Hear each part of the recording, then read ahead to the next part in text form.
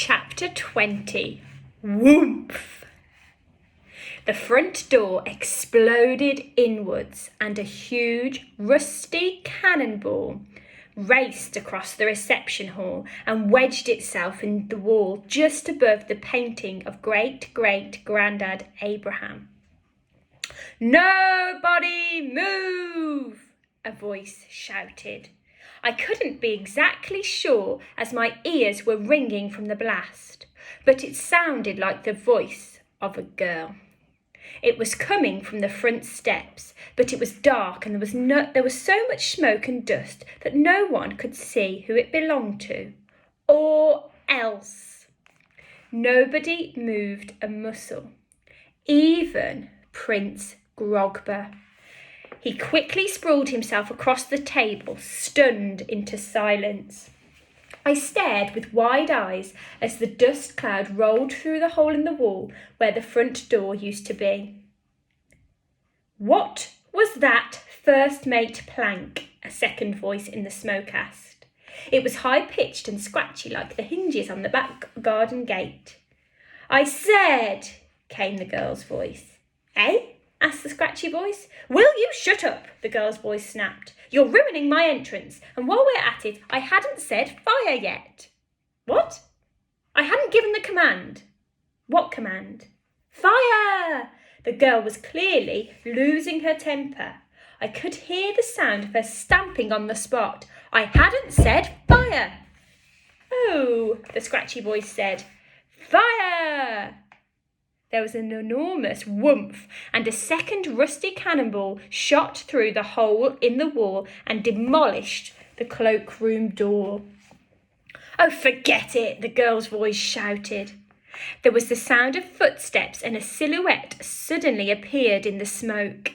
Prince Grogber obviously recognised the little shape as he started mumbling, "No, no, no," under his breath. The girl emerged into the reception hall and stood feet wide apart with her hand on her hip. She aimed a tiny musket into the air and fired. "My name is Tempestuous Plank," she yelled, "and I've come to reclaim our treasure."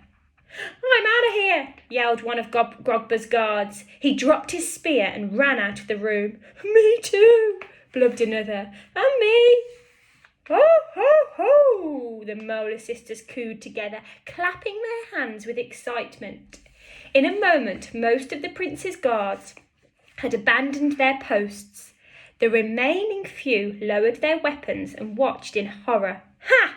Tempestra laughed. I'd never seen a creature like her in real life.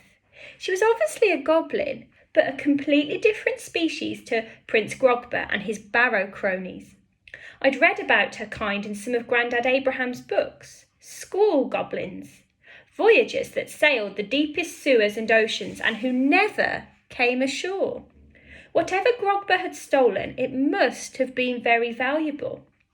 Where the barrow goblins were short and round, Tempestra was tall and slim. If she stood next to me, she would easily be as high as my shoulder.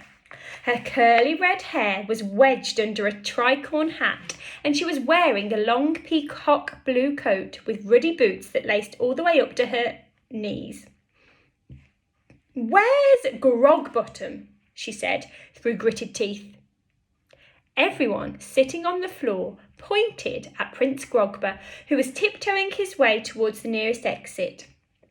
The prince froze and turned to face the goblin girl, laughing nervously. Tempestra's eyes lit up with a vengeful glee when she saw Grogber in the crowd. "Avast, sewer rats!" she shouted. And wow, I swear to you that I'm not lying. The hull of a goblin pirate ship came crashing through the wall. Guests and goblins alike scattered in all directions as huge chunks of the staircase fell inwards and shattered on the black and white tiles. Seawater splashed round our ankles as the enchanted wave that had carried the ship up the beach hit its mark. There's the pirate ship goblin boat. Can you see? Ah! The ship's pirate crew clambered down the wooden sides or swung to the ground on ropes. There was a terrifying bunch of goblins and goblinettes. Some of them wore eye patches or had peg legs or hooks for hands, and all of them were brandishing cutlasses. "Get him," Tempestra ordered, and her crew rushed at the prince. They grabbed him and dragged the chubby goblin, kicking and flailing towards the girl. "I can explain," Prince Grogber yelled. "I only borrowed it." "Prepare to die," Tempestra hissed in the prince's face, drawing a sword from her belt. Everyone grimaced and squinted. Everyone except Mum. "Hold it," she bellowed. The entire hall stopped what they were doing and turned to stare. "What's going on? You can't just blow a hole in our hotel, then murder a guest in reception, even if Grogber is a loathsome little toad." Suddenly, my brain caught up with everything that was happening, and my jaw fell open. I looked at the pirate girl. I looked at the ship. I looked at the crew, and I knew I'd seen them before. My brain started racing. What did Tempestra say her last name was? I nearly fell over with excitement. "Plank," I gasped. I was staring at the daughter of the greatest goblin pirate that ever lived, Captain Calamitous Plank. Tune in next week for chapter 21, Bones in a Box.